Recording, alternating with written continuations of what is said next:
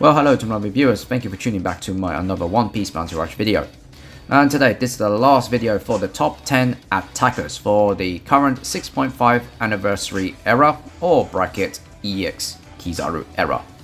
So these attackers are definitely currently the best one that you can use to compete in the league, and some of them are just playable, but generally the top 5s are the one that you'll be normally going to go for and just completely able to put some effort, and maybe you can able to climb up your league because you do see them a lot, and it's all about skills, who has the right team and the people who have the right brains to prioritize their role, and then yeah, you will win a lot of games with them and easily comfortably can defeat the enemy.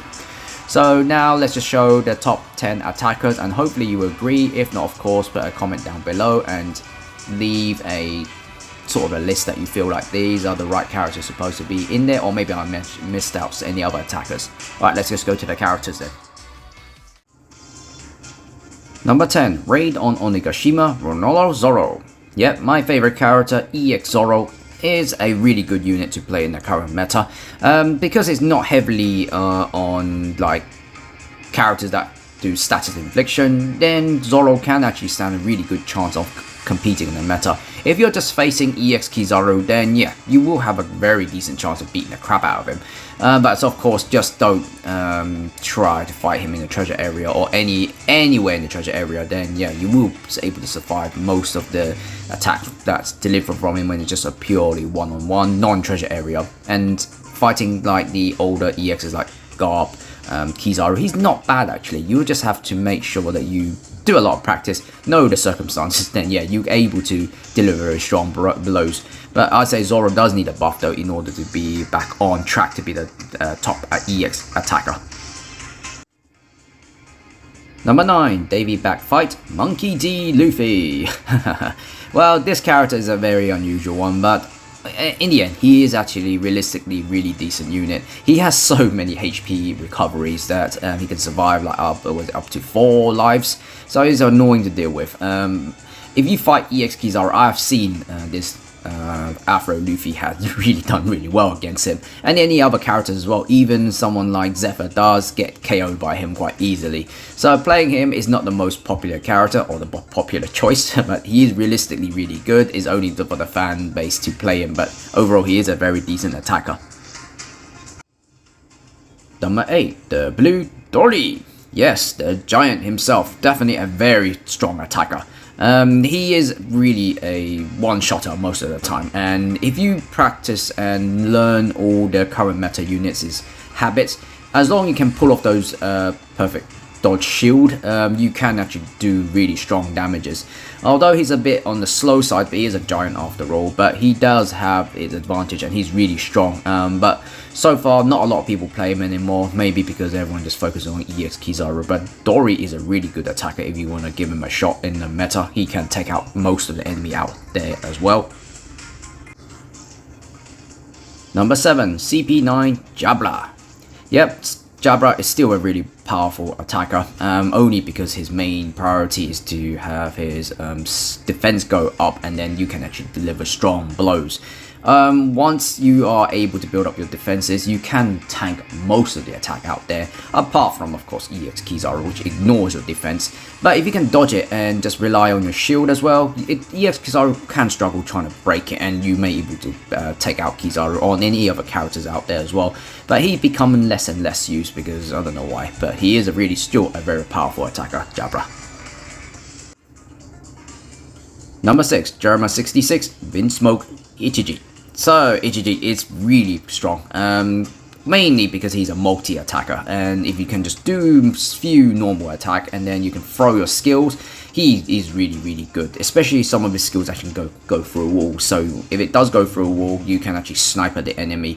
Main priority is trying to build up your attack increase as quickly as possible, so you can just, when you attack your enemy, just a few tap, he's gone.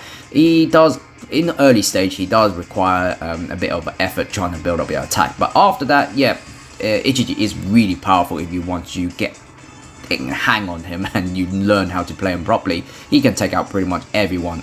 But it's just a matter of like trial and error and learn the current meta units behavior, then yeah, you'll be fine with him. Number 5, Fire Fist Ogre Princess, Ace and Yamato. Yep, I think if you want to play in a meta with a strong EX, Ace and Yamato is a really good choice. Circumstantially, he does have a trait that when he gets knocked back, he does get HP recovery. That is really decent to go against someone like EX Kizaru or any other character that does rely on knockback most of the time. But of course, that will also be depending if EX Kizaru has built up its attack increases and you can't survive the shot on the knockback, then yeah, it's quite useless.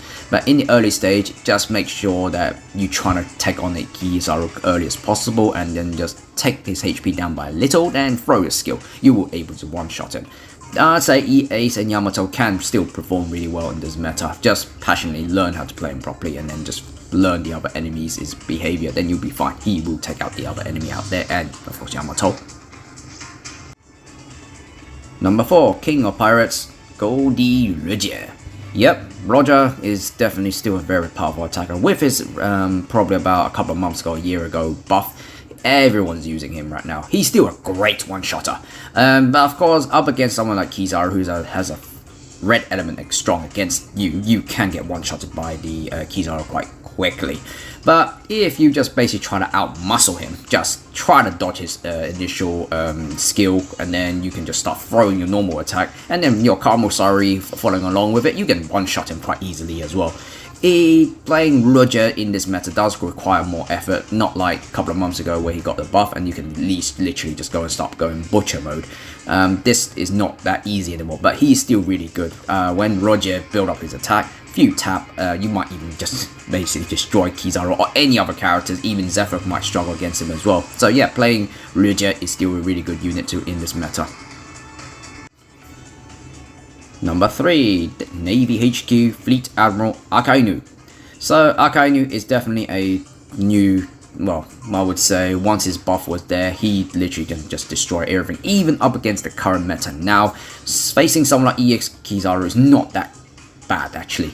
Because once you get your magma state, you can throw your normal magma state's attack. It hurts him. So you can actually fight Kizaru in the distance and then just make sure it doesn't allow him the perfect dodge most of the time, because once your free immune hit is gone, then Kizaru can easily take you out. Especially his skill that is a multi-hitter, and that magma state invincibility free hit is no longer able to protect you. But once you build up your attack, you learn to dodge properly, you can easily just few tap any of the character out there. I have tried it, and Akainu is nearly a good, powerful, perfect attacker right now. Number 2, legendary hero Monkey D. Garp. Yep, Garp is still a very powerful attacker right now, even in this EX Kizaru era. Although EX Kizaru has taken his place for the most powerful attacker, but Garp is still not weak at all.